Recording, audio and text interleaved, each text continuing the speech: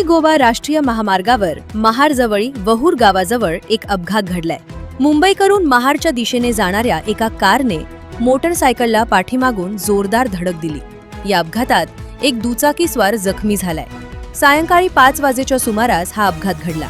मुंबईकडून महाडकडे जाणाऱ्या टाटा पंच कार चालकाने आपल्या ताब्यातील वाहन अतिवेगाने चालवून पुढे जाणाऱ्या होंडा शाईन दुचाकीला पाठीमागून जोरदार धडक दिली।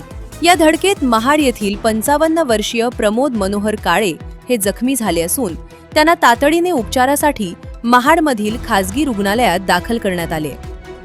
या प्रकरणी डोंबिवली येथील कारचालक मनीष मधुभाई पवार याच्या विरोधात गुन्हा दाखल करण्यात आलाय। घटनास्थळी महामार्ग वाहतूक शाखेच्या पोलिसांनी धाव घेत जखमीला उपचारासाठी दाखल केले। तसेच महामार्गावरील वाहतूक तातडीने सुरळीत केली। जनोदय करिता मिलिंद माने, महाड।